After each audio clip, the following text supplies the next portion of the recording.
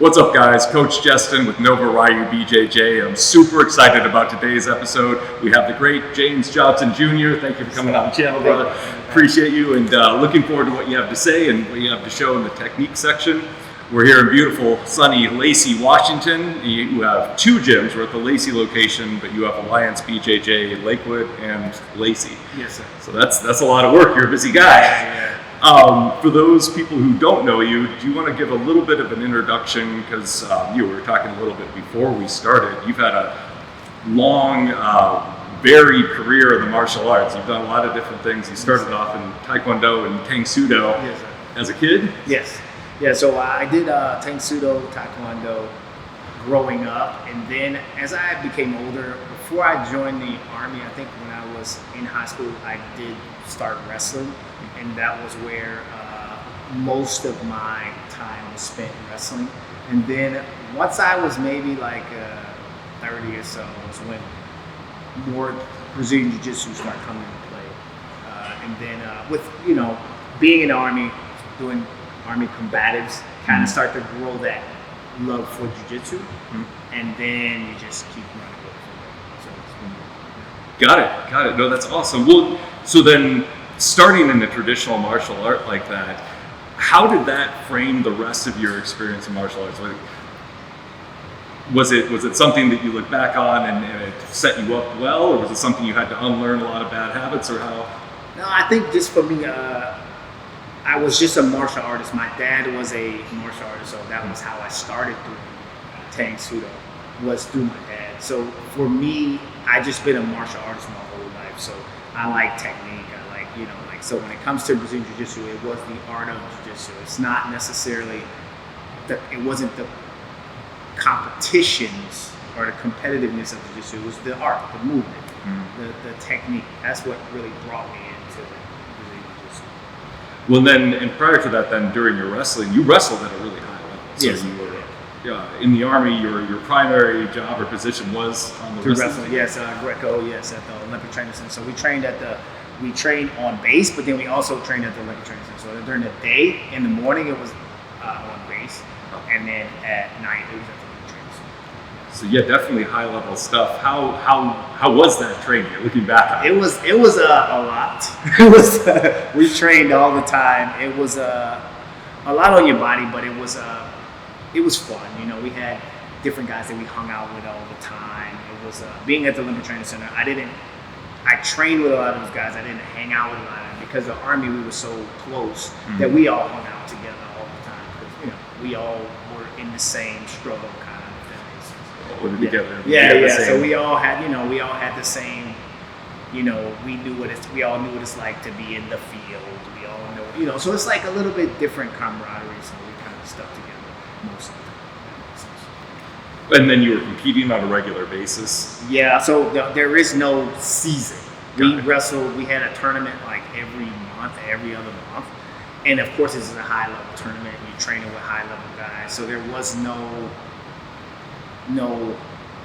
off person. Like everyone you wrestled was tough. So you didn't have any rounds out. So it was strenuous. Of course, it was great.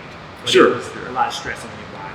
Stressing your mind, trying to make Olympic team, trying to win tournaments. It was a lot for a constant period of time. So there was no wrestling for 6 months. We always were in a cycle. Well, then adjacent to the actual matches and the wrestling training, I'm assuming there's like all the adjacent stuff. So like cutting weight or lifting or whatever other training you're doing. Like that. Yes. And then like for myself, I cut a lot of weight. I was cutting. I would say I was cutting maybe like 30 pounds. So I was going down to, I walked around probably about 160, and I wrestled 132. Man. So I was cutting a lot of weight. So I think that was a big part of getting burned out to the point where I just didn't want anything to do with it anymore. And that was why, like I told you, I stayed away from Nogi for so long because it was wrestling to me. Got it. No, that makes sense. Well, you have the combatives background, but what specifically drew you to jiu-jitsu as a martial arts after wrestling, after Tang Sudo and Taekwondo and all that? I think it was because of combatives. It was what combatives was based off of. So then the more I did combatives, the more I realized I really liked it, you know. And then once I started training under different black belts in Brazilian Jiu-Jitsu was when I really realized I really liked this. But like I said, once I started actually doing Brazilian Jiu-Jitsu, I was done wrestling. So it wasn't like, it was like a smooth transition. It was kind of like, I still like moving. You know, I'm a mover. I can't just not. You can't sit still. Yeah. Well, you're going to school, so that's obviously a testament to that. Well, how was there? I've talked to some wrestlers who have mentioned, and I don't know if it's as true for Greco as it is for like folk style or freestyle, but the switch in mentality from like you have to be on top, pinning is winning type of thing, to jiu-jitsu is a little bit more laid back.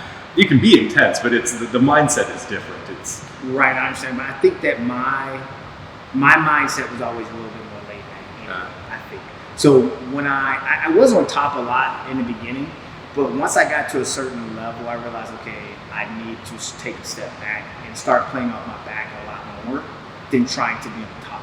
So I think that a lot of wrestlers, especially if they come to me, I've told them numerous times, like, okay, at some point you have to take that step back and go on your back, and then your guard's gonna get passed. You need to figure out how to get it back, start working different guards, things like that. So that they start to evolve. So I think that's kind of what happened to me at that point. Okay. And you found that to be a fairly smooth transition. Yeah. Because I wasn't, like I said, for me, by the time I started doing Brazilian Jiu-Jitsu, there was no real ego of me having to be on top. I wasn't that serious to me at that point. Like I said, all my competitions from wrestling were behind me. I had no intentions of trying to be the toughest guy. You know, it just wasn't there. Sure, absolutely. Well, I think that's this is kind of skipping ahead to the running in the gym section of the talk here, but to some degree, I think as a fellow gym owner, what I've seen is for new people that are coming in, one of the hardest struggles is to get them to relax and calm down. Right? That ego gets in the way, and they're getting in there and they're just getting after it.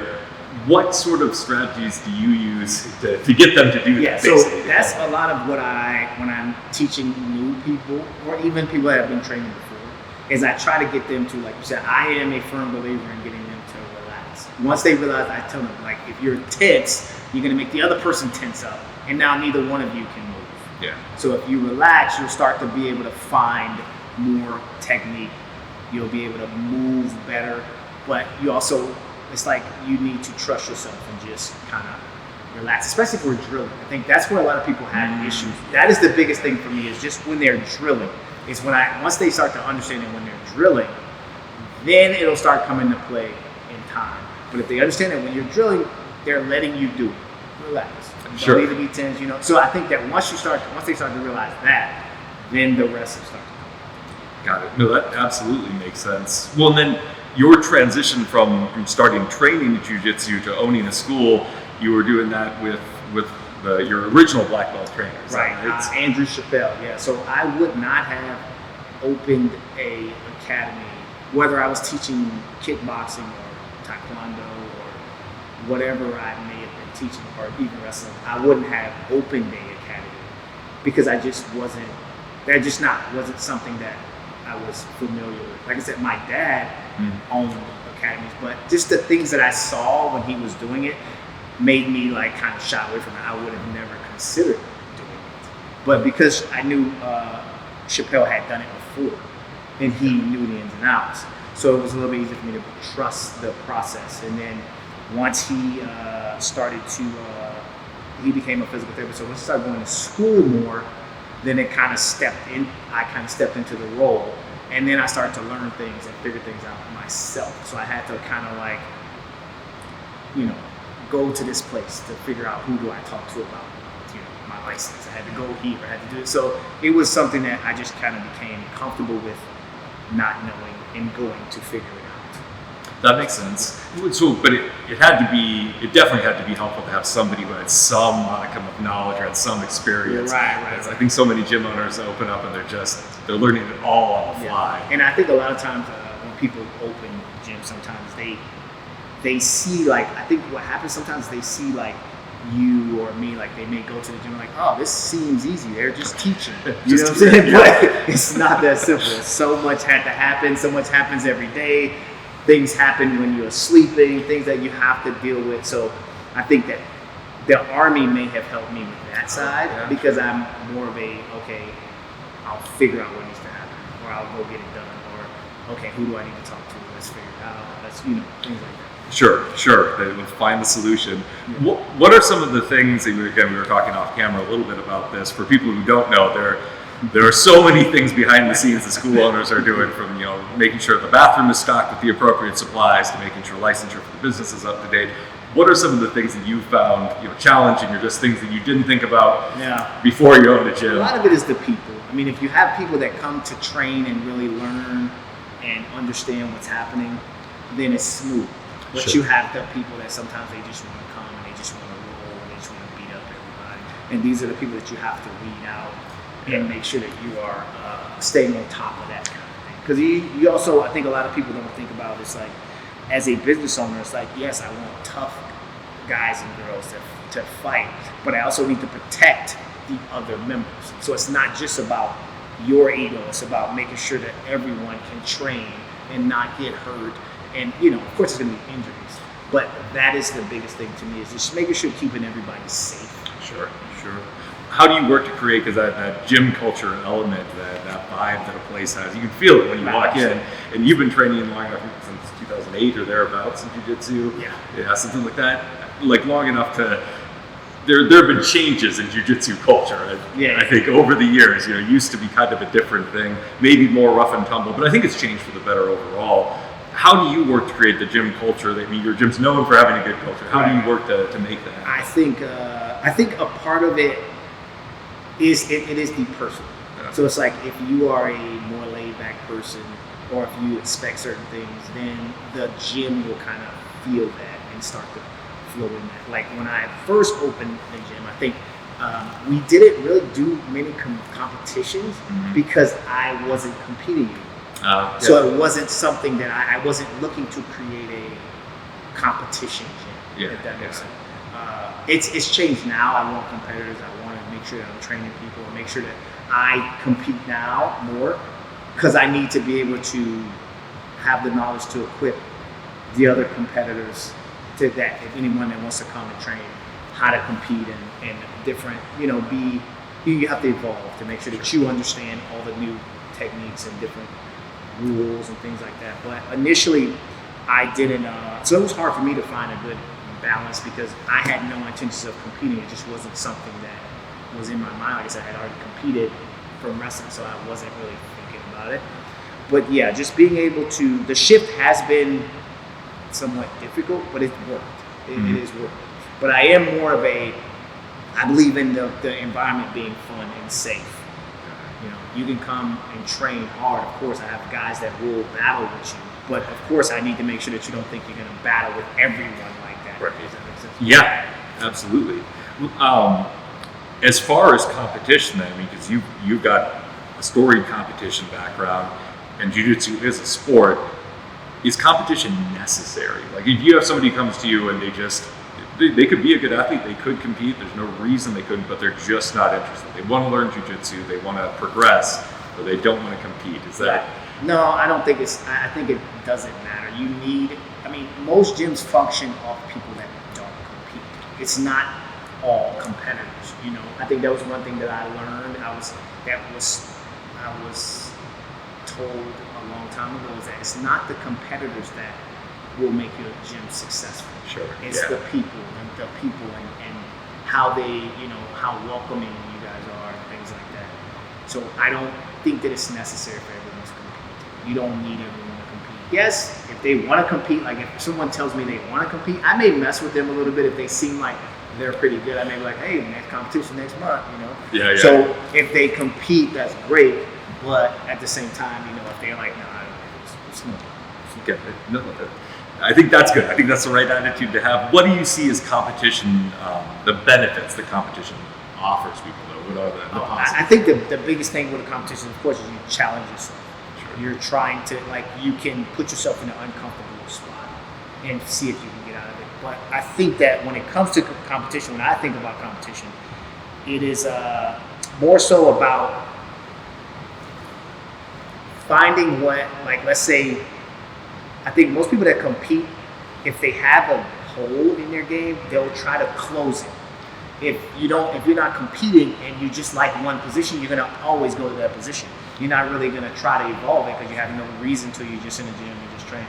But if you're in a competition and now people are beating you in certain spots, you have to figure out how to close that gap. What do I do in that scenario? Which will help you evolve even faster than someone that's just training.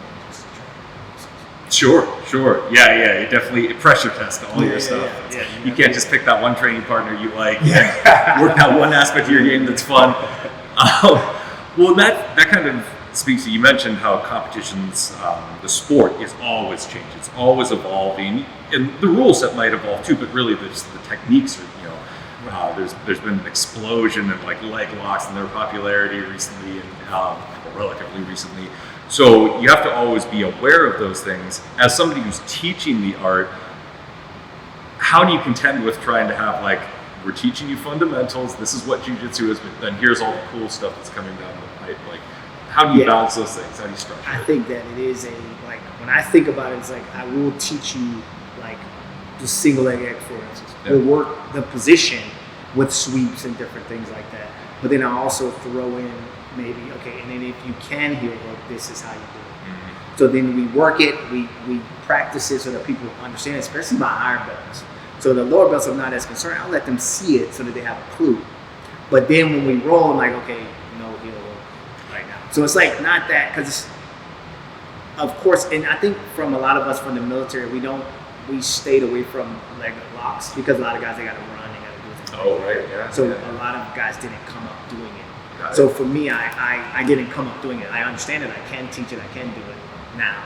But I think a lot of it is like getting your students. I also like to let the students see it because it is something that they couldn't run into one day. Right. So it's like you have to have a clue how to defend it. I think that's mostly where my mind goes when I'm showing things like that, is because you need to understand it and get it. Even if you don't do it now, at least you have an idea. An awareness of how to, okay, I'm in danger, or danger is coming. How do I stop? Okay, I need to roll this way. Okay, I need to put my knee on. Things like that. Yeah. There's definitely those schools that specialize in it too. Right, yes. And it's like, so if okay, this is the type of school you're going against, you need to be careful with your legs. Make sure that they are aware, and then make sure you pull your knee line. So remember, like, because especially if they've seen it already, we've worked it. Now when I tell them what they need to do, they're like, okay, they remember. Got it. How about in mapping that out into things like self-defense, maybe? So you incorporate any strikes or any self-defense specific classes, or? Yeah, so we don't do a specific class of self-defense, but our fundamentals curriculum is self-defense also. Okay. So every lesson will have some self-defense. Most lessons will have self-defense situations. So a lot of it is just I am a believer in the self-defense. Like, people understanding self-defense, because of course you just need to protect. You need to be a person. I would hate for you to train here and then you go and something happens and it's a scenario that just a basic scenario, they grab you from behind you. You need to know how to defend yourself.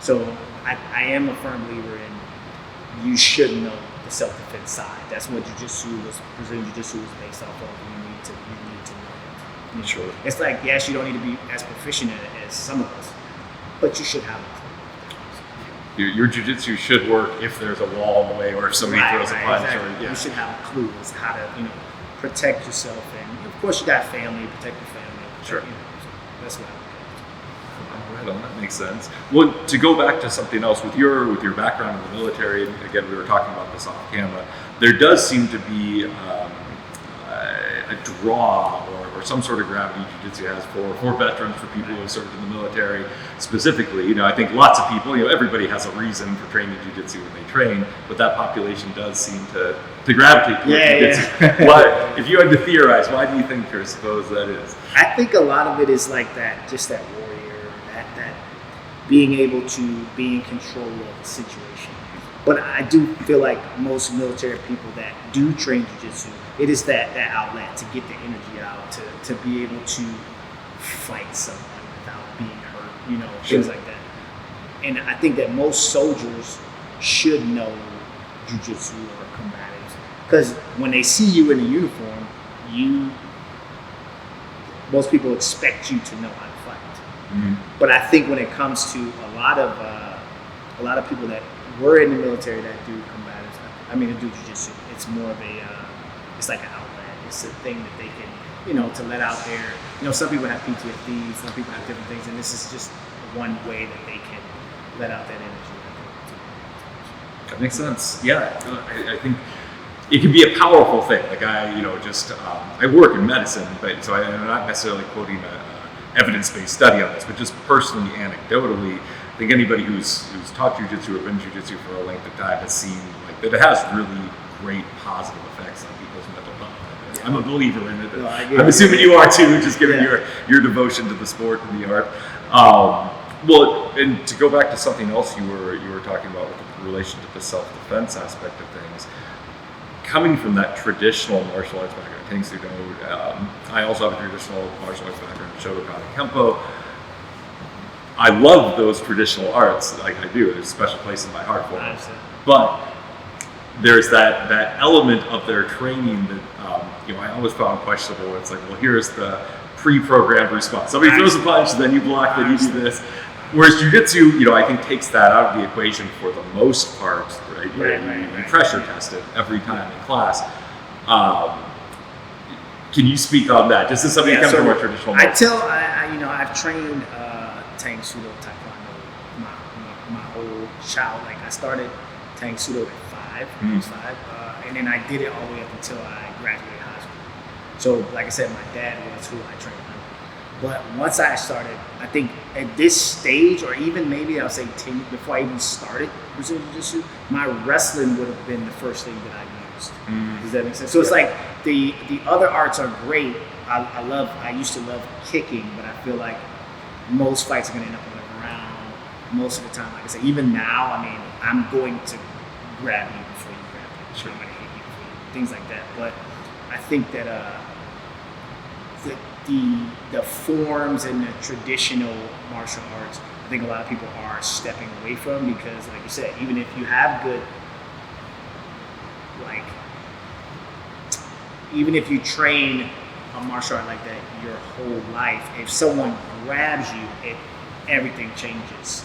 So I think that is where I think some people are starting to realize, like, okay, if this person grabs me, I'm in trouble. So a lot of people will start doing jiu-jitsu and things like that to try to adapt. Sure. So their lifelong training isn't nullified when the person grabs their sleeve. Sure. That makes sense to me. Well, I like to ask this question to everybody who comes on the channel, and I'm sure you contend with this as a gym owner a lot. We all know that first, like, say, 3 to 6 months, maybe the first year of jiu-jitsu training is really hard, right? It's always hard. It's hard forever. It's hard now. But there's a high attrition rate. A lot of people come in and then they come back out because it's so difficult. It's hard to get that first stripe or whatever it is, whatever the benchmark they're looking for. What do you tell people, or if somebody's watching and they're thinking about training or they just started training, what would you say to help make them successful or stick with it?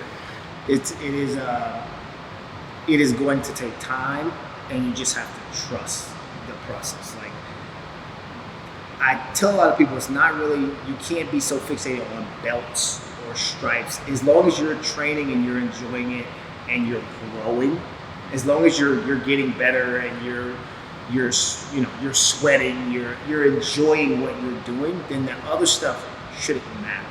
Does that make sense? Like, I tell people, I have a few people I tell, like, as a wrestler, there was no bench. There was no, we just showed up, trained hard, and went home. We didn't really think about it as a progressive type of thing. It was like we trained, we were getting better at wrestling, just wrestling. We didn't really think about it like that, which is, I think, the same thing when it comes to jiu-jitsu. You don't want to think about it as my next step. I just want to train, learn. If I'm enjoying it, then what belt I am shouldn't matter. Sure. It's like, I just want to show up and train. I don't need any kind of, and now a lot of people do need, like, validation, I get it, but I think as long as you're enjoying what you're doing, then the other stuff will come. You'll be consistent, things like that. The other stuff will come. Sure. So do you see, I guess, if somebody just forwarded a system of jiu-jitsu, say, where they're, hey, we're going to get rid of the belts altogether, would you be in favor of that, or do you see a value to the belt system too? I do see a value to it, of course, because then it also lets you know like who has put the time in, who like if I ask a question, who should probably have an idea of what I'm looking for, right? And then I think too, it's like for myself when I'm teaching, I like to have like if I have, let's say I have a room with a lot of white belts and I have a lot of colored belts, I'm always trying to make sure that the white belts are going with some of the colored belts to make sure that they are seeing what right looks like sometimes. Yeah. So it's like they understand that, oh, I don't need to use all range. Oh, this small female is escaping and I'm like working hard and she's not really doing anything.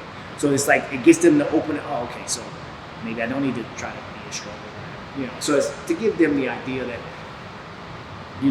every level benefit the whole. Sure.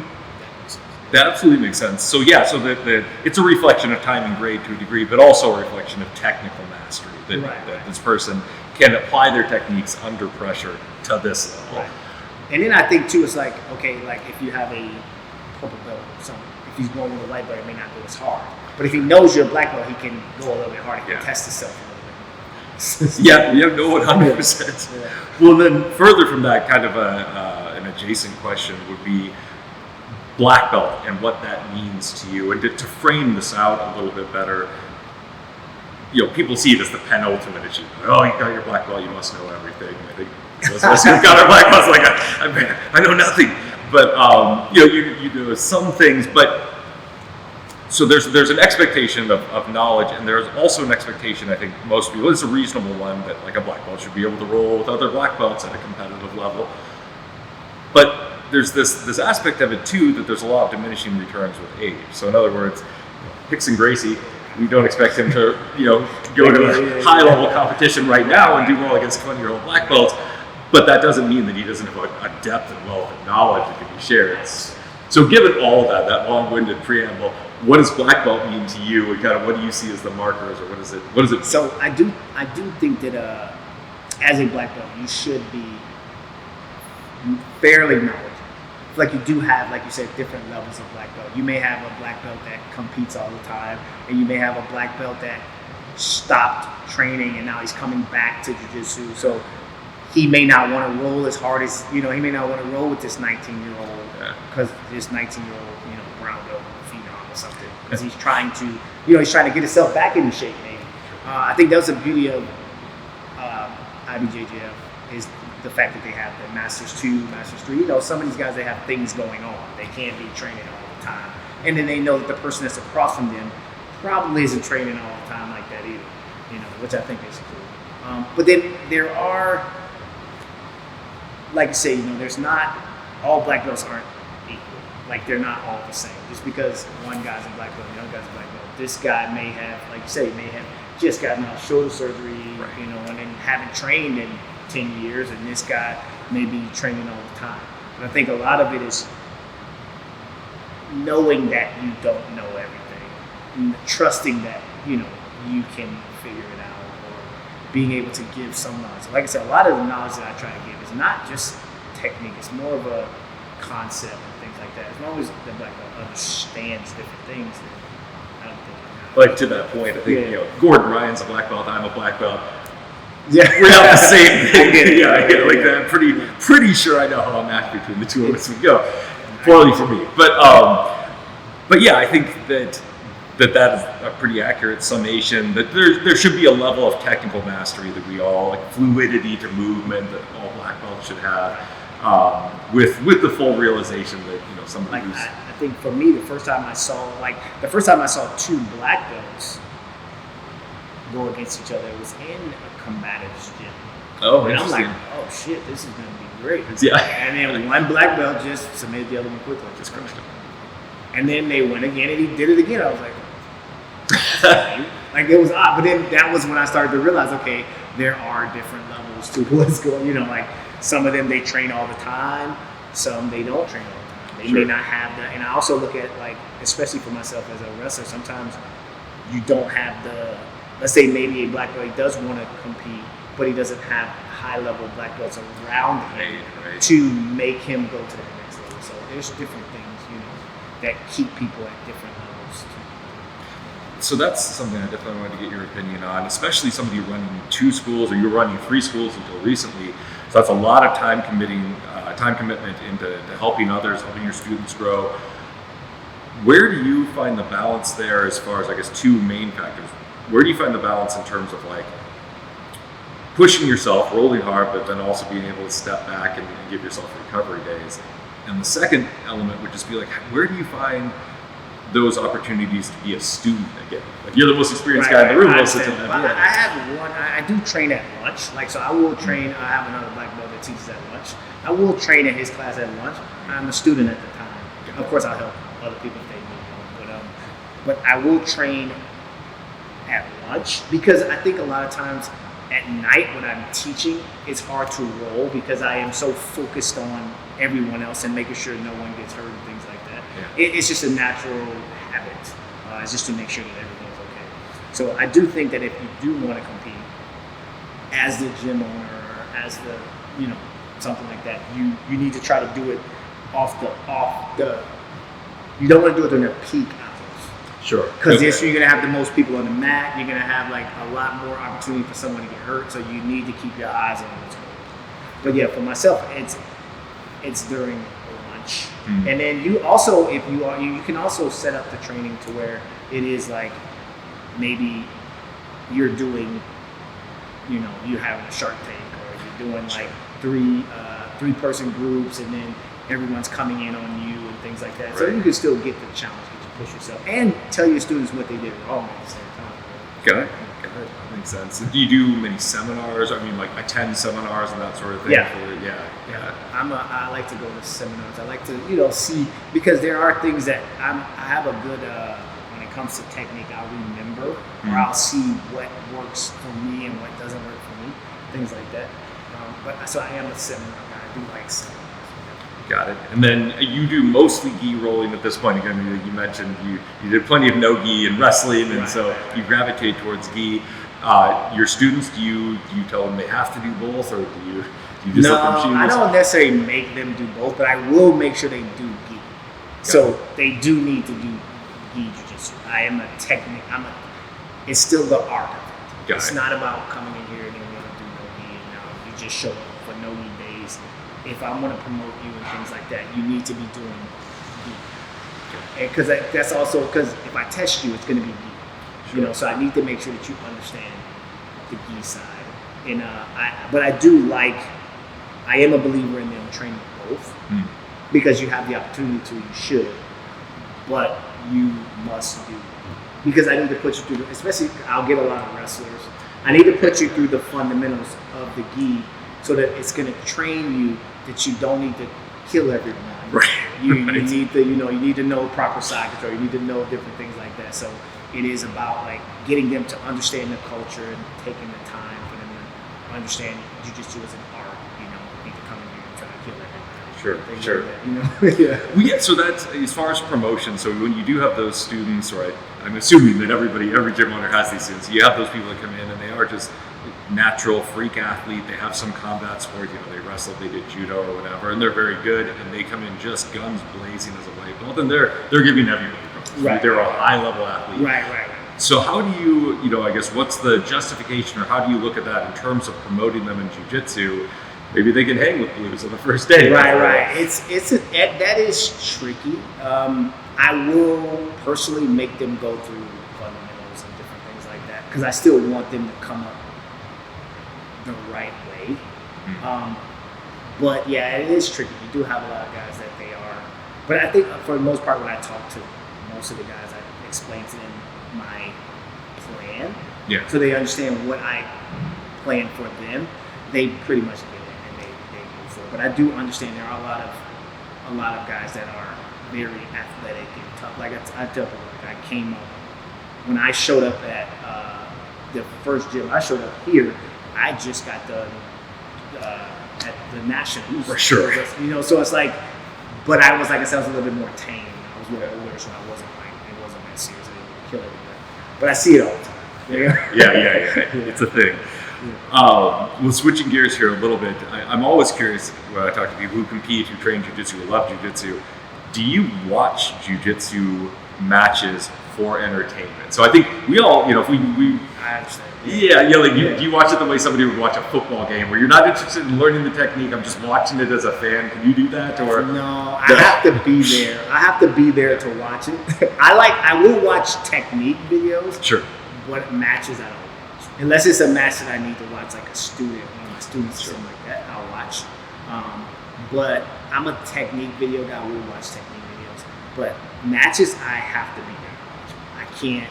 It's hard for me to watch it. So you're not like watching CGI or ADCC finals, like. Well, I'll watch those because it's like it's an event. It's like a one-time type of thing. Sure. But like to watch a bunch of matches, it's hard. Right. I can't. Got it. I think it's an interesting thing because it's, I've talked to a lot of people on the channel, or just in general, in training, and we all love the art, but yeah, I find it kind of hard to watch as a fan too. Yeah, not because I don't like it, but no, just I get it. It's a difficult thing. Well, then, any particular challenges you found at running two schools or multiple schools at once? I'm just curious on your take on that. What's been good about it? What's been bad? I think it is. I did just sell one location, so I had 3, now I have 2.